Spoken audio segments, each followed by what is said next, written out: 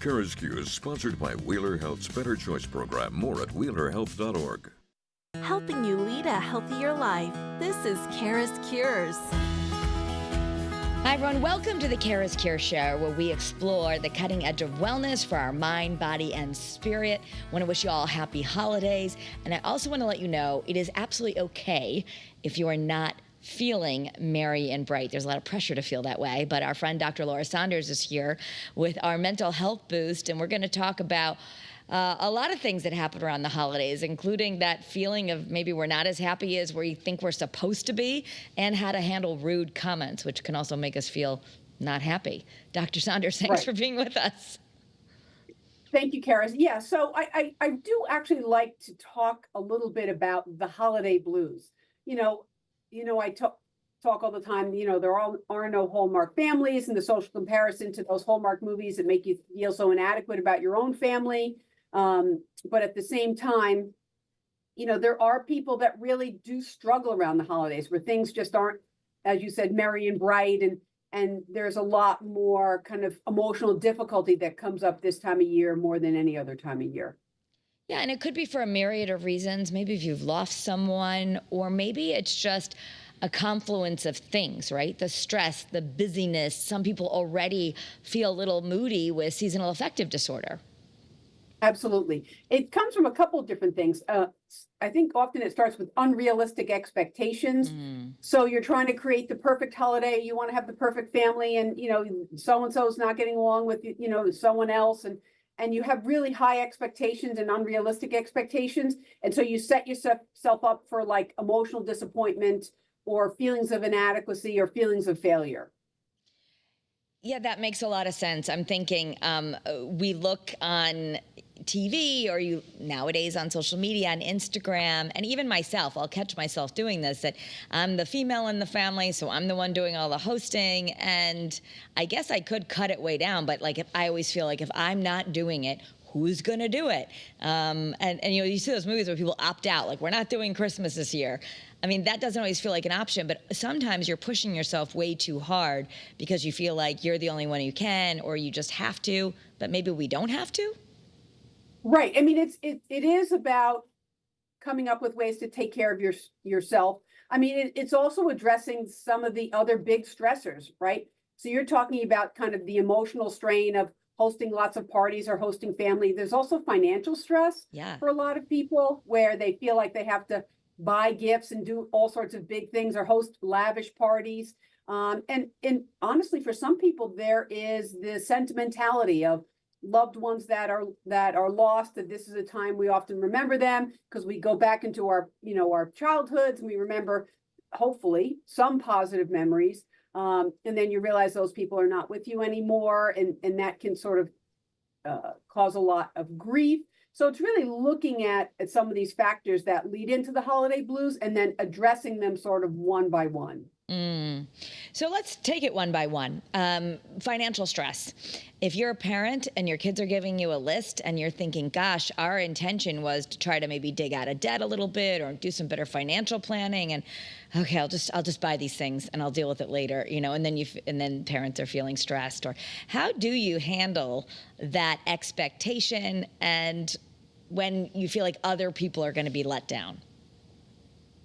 Right. So that's hard when you feel like you're letting down other people. But it is trying to be clear in your expectations and clear in your boundaries. I think you feel bad sometimes with younger children, but it's creating different expectations. I always say it's about the greatest gift that a parent gives their child is their time and attention. So it's not necessarily about getting the big gift, but it's getting a certificate for a special day together. I mean, so it's doing things that are more creative, and then obviously following through with those things.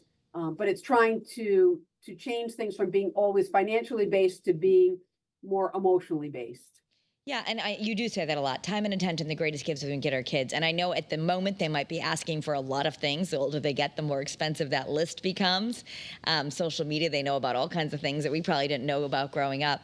But beyond that, with family members who maybe, you've always done this, And now you're like, okay, our intention is different. We want to pull back. We want to just make it about time together. But you don't want to feel like you're being cheap or letting people down. How do you have those conversations about setting some new boundaries around money with the whole family?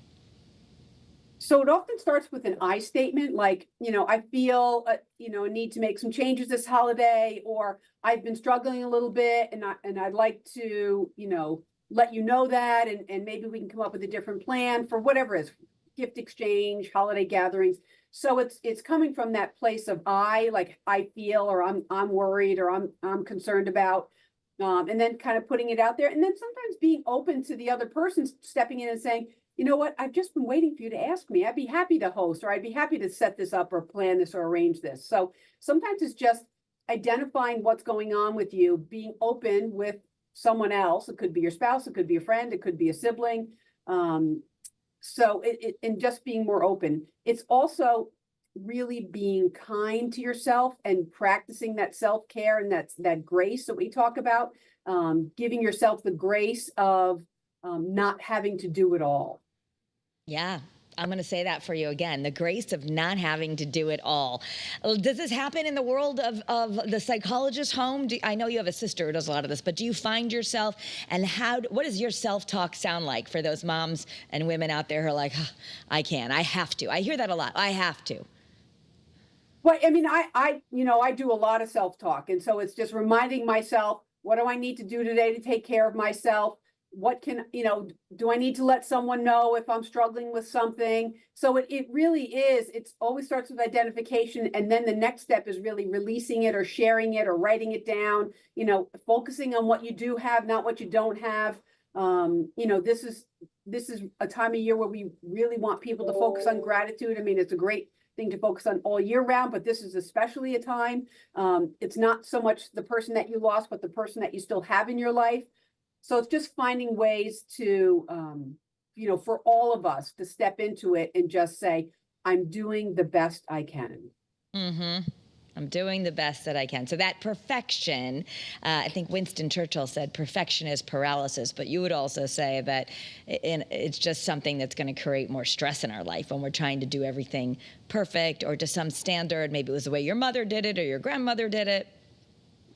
Yeah, I mean, we come back to that unrealistic expectations again. So it's having more realistic expectations for, what we can do, what we can afford, what we have time and energy for. It might be that you always hosted a Christmas party and you haven't planned it yet and you just don't have the energy to do it. It's okay to step back and let it go. Doesn't necessarily mean you're letting it go forever. Yeah, you might just say this year we're choosing, and it could be something different. I know I'm thinking of Christmas. Was it Christmas at the Cranks, where they decided they weren't doing Christmas? They were just going to go on a trip. I know that it ended differently because their daughter came home, but right. I often have fantasies of that. Like, let's just tell everyone we're not doing any gifts. We're just leaving, and we're not even doing all that. But so many people are like, no, I want that. So I guess in a family, you probably have to work that out, but making sure that not just one person is bearing the brunt of giving everyone the joy. Right. I mean, and as you said, it is very gendered. It often does fall on the mom or the woman, the female in the family to arrange and do all sorts of things. And that does get hard. So it is, turning to your partner or your sibling or whoever it is and saying, listen, I'm struggling. I need help. Can you take over on this? And then really asking directly for what you need. Yeah, not complaining and blaming, which we can fall victim to. And we just had a story in the news the other day that one of the things that people want the most of is not holiday togetherness, but alone time. And I so identify with that as, a closet introvert. People wouldn't think that I'm that when I work on TV, but I definitely need my alone time. And I find that really hard to get around the holidays. Is that something we need to work on? And what do you advise for people who are like, gosh, this is too much togetherness, I'm getting irritable? Right. And so that is really knowing yourself. That's exactly your point. It's knowing yourself, knowing how you function, right? I'm coming up on a weekend where I have 3 different events planned and I'm excited, right? But because I work hard all week and that's how I kind of release my stress, but it's knowing what works for you, knowing what's important and fitting that in. It is great to have togetherness and connection and social events, but if you need breaks and that's how you take care of yourself, you need to set that boundary and you need to step into it for yourself. Yeah, because, usually we're all in our little schedules, right? And then when everyone's home, and wonderful if you have college kids, I know you do, it's so great to have everyone back home, or, your extended families all in. I happen to be the house where everyone stays at, but it can be a lot if you have all these extra people in your space. So how do you take that space without sounding rude? Well, it really depends. It depends on how much of a boundary you're willing to set, right? If you're the one who always hosts and you're not willing to host at this point, it's asking someone else to host. If you want to do it, but you need more help, it's saying, I'm willing to host, I'm willing to have things at my house. That means you have to clean and organize your own house. You're saying, but you're also saying, but can you bring this and can you bring that? It's identifying what you need and asking for help. Okay, so when people say, what can I bring? Don't just go, oh, nothing, I got it. Like, think about that ahead of time. And, sometimes you have in-laws and you love your in-laws. I do anyway, but then they might be asking you all the time, what can I do? What can I do? What can I do? And that can have its own stress. So just having an idea of maybe just ahead of time, a little planning. I'm going to have the kids do this. My mother-in-law, she loves to fold napkins, have her do that, or some structure of things so that you can maybe get a break. Absolutely. And a lot of those things, I actually want to take people at their word. If you're asking me, what can I do to help? What can I bring? I'm going to then take you at your word and I'm going to give you a task. But that means letting go of control, right? So that means saying, yes, can you bring this? Or can you do this for me? Or can you arrange for this? It's letting go of control and releasing that and actually allowing people to help you and not feeling like you have to be super person or superwoman and do it all. Okay. So when you ask your husband to do something and you realize they're doing it wrong, which is basically the way you don't do it, you're not supposed to say anything. Right. Well, Okay. let me rephrase that. They're doing it differently than how you would do it. Okay. It's not necessarily right or wrong unless they're like someone's arms falling off or someone's getting injured. Yeah. They're doing it differently. Might not be the way that you do it, but it is releasing control. Okay, so that's something that sometimes we have to work on, especially if you're trying to work on perfection. Now, let's talk about, I want to get to how we're going to handle some of the rude comments or things that can happen that maybe people have the best intentions. But first, I also want to talk about, you said we're not all Hallmark families, and this has come up. There are people who really can't be around for any length of time, maybe even someone like a mother, and that's so contrary to our society. What do you mean you're not having your mother for Christmas? But if your mother was someone who caused you pain, or your father, or your sibling, and maybe you're not completely estranged, but you're just dreading because you're like, this person is toxic for me or for any length of time, how do you set boundaries in a world where that's certainly not the should, like, of course you have to suck it up. It's your family. Family out trumps everything. So it really is being very clear on what you need. And there's really levels of boundaries, right? It doesn't have to be one extreme or another, right? You're inviting them in and telling them all of your, hopes and dreams, or you're excluding them and never want to see them again. There are levels of boundaries. So it's knowing what works for you. I always want people to have someone that can be a sounding board for them, a spouse, a friend, a sibling, an aunt, an uncle, someone that you can sort of say, this is what I'm feeling, or this is what I'm thinking, and getting some feedback, but also know what feels right for you. And sometimes, it doesn't need to be one extreme, like they're in my house and they're staying in my house for 3 days, or I never want to see them again. It's like, I'm going to do an event, a party, whatever it is. It's going to go from, 6 to 8. And, so you're setting real boundaries around it. So it's really being clear on what you need and setting those boundaries. There are family members and there are really toxic situations where you're not ready to set a hard line and say, I never want to see this person again, but you need them in much smaller doses, and creating the situation that helps that come true. And it might be common that one sibling has a strained relationship with a parent and the other ones don't, right? That is not uncommon that kind of thing happens, right? And then, your sibling says to you, well, if you're inviting parent A, I'm not going to come. And you say, listen, I'm hosting, I'm inviting, parent A, I'm inviting parent B, I'm inviting aunt or uncle, I'm inviting you. You make your own best decision, but my home is open, right? So you just be clear on what your boundaries are, be clear on what you expect, but then also give people the freedom to make their own decisions in those situations and take care of themselves. Okay. So just like we can make our own decision, we can't force a loved one to behave the way we want them to behave. We cannot do that. We do not have any control over anyone else. We barely have control over ourselves and our own attitudes and reactions. Okay. So speaking of controlling reactions, some uncomfortable things can get said in these holiday gatherings, and it can go from, everybody's just having a great old time to, ooh, this is awkward and uncomfortable. We don't want that. So you say it really is helpful. It's helpful to have a little preparation, especially if you have maybe a mouthy relative. So if someone comes up and goes, wow, you really put on some weight, or wow, you're so skinny, or, something like that. How do we handle that?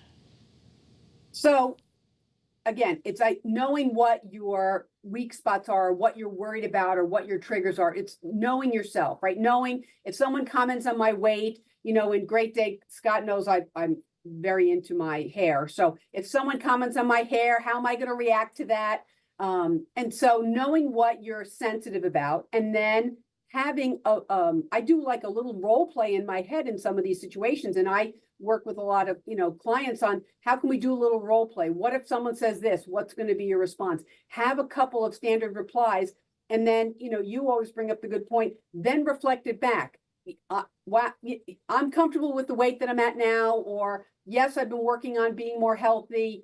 How are you feeling, or how are you doing? Right. So turning it back around. I overheard someone at a party last year say to a friend, oh, you've lost a lot of weight. You look really skinny. Is that from your sickness that you had last year? Right.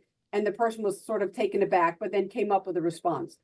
So I don't know that people are meaning to be poorly intentioned, but sometimes those overly direct statements really kind of hit a nerve, and can be very kind of triggering for people. So knowing what you're sensitive about, and then having a response, and then flipping the script. So what about when there's some dynamics, everyone has family dynamics, but I'm thinking of something that happened even in a friend's family where the two siblings were fighting, and one sibling was, a little more in the wrong with how it all started, but they're wanting the mother to kind of intervene and even though they're adults, hey, you got to call that person, that was wrong, and they're breaking up the family. Is that when everyone's an adult, do the parents still get involved?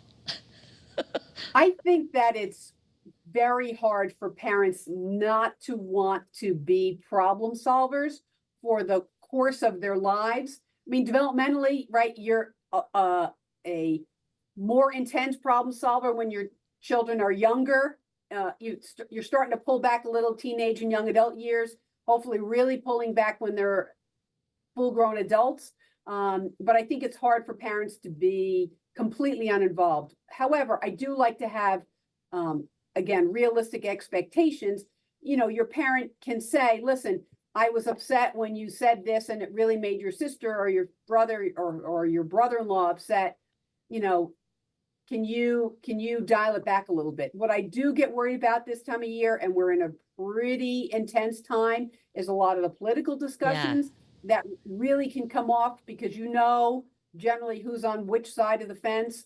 And sometimes, I call them fireballs. Sometimes fireballs are thrown on the other side of the fence to see who catches it, and then creates a little bit of an inflamed situation. So it's avoiding some of those hot button political discussions because they are a recipe for a very bad time. Okay, we're going to role play on how to handle some of those fireballs in just a second. But first, a quick message from our sponsor. Struggling with gambling? Wheeler Health's Better Choice program offers personalized support and treatment to help you regain control. Visit wheelerhealth.org to learn more and take the first step towards recovery today.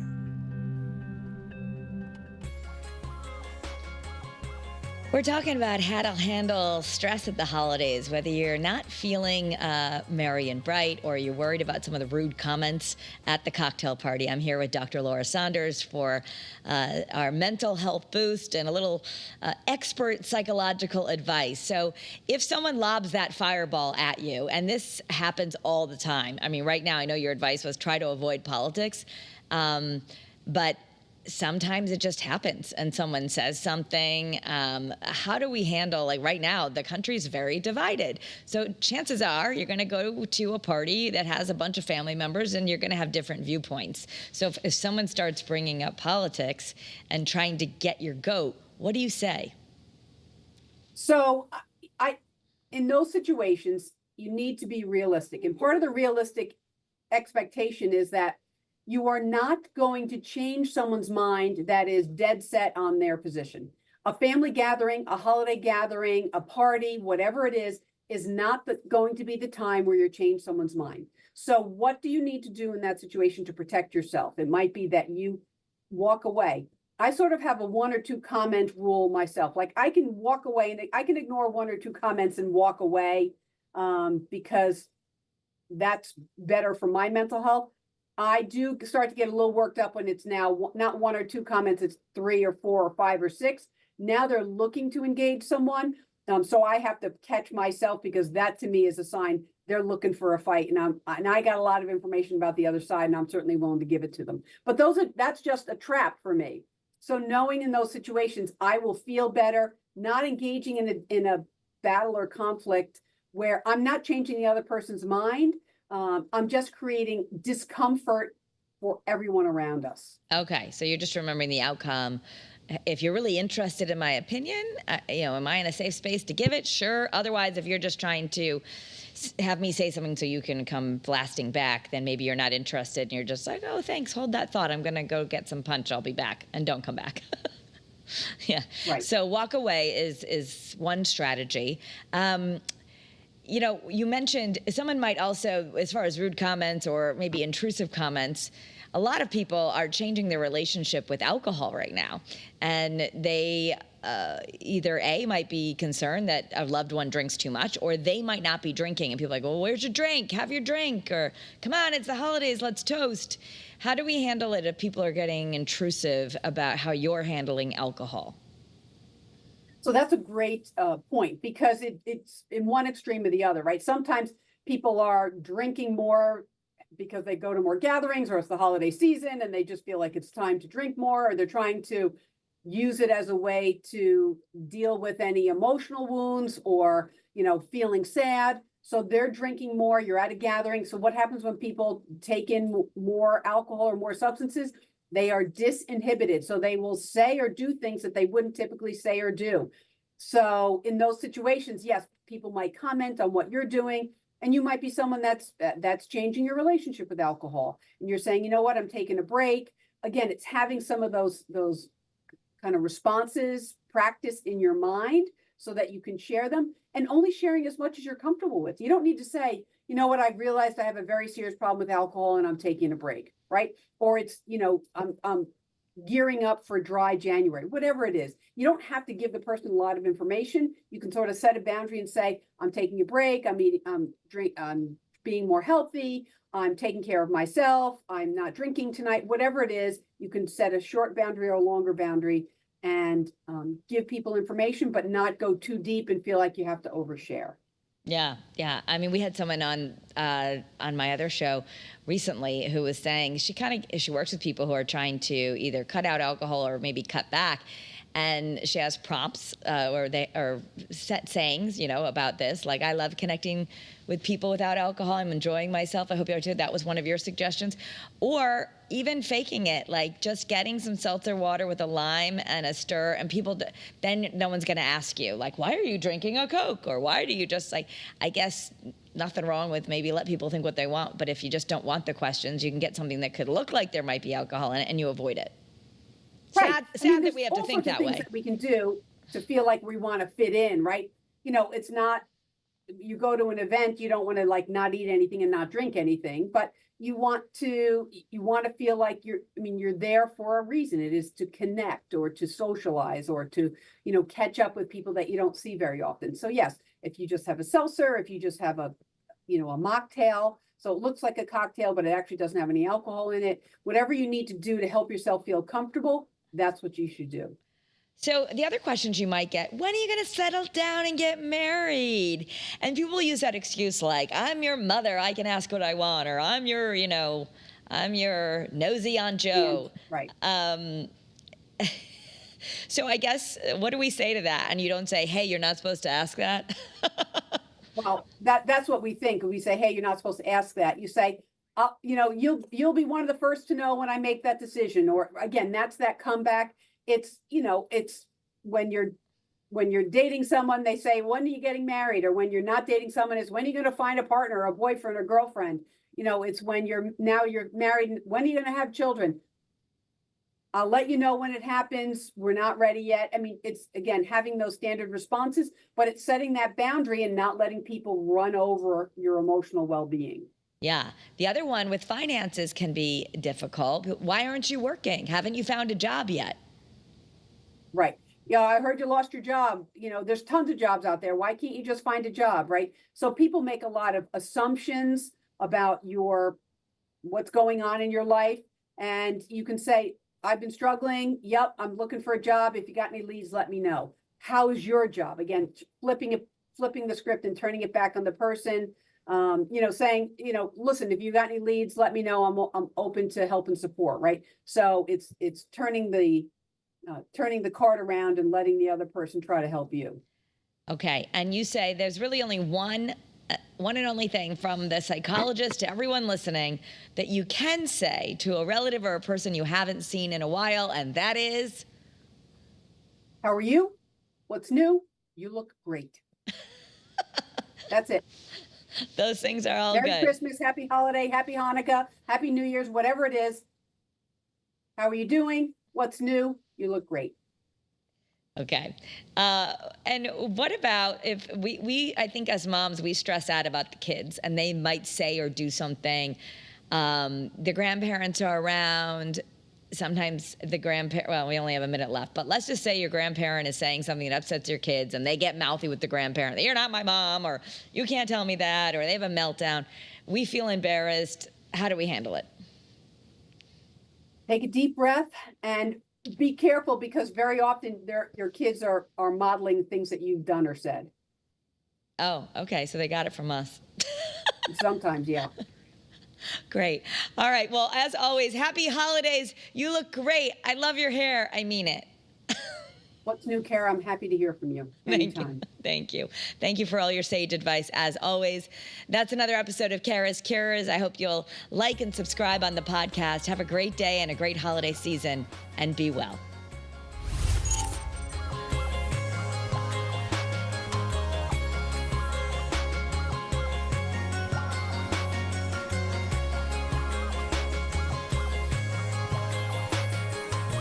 CURES is sponsored by Wheeler Health's Better Choice program. More at wheelerhealth.org.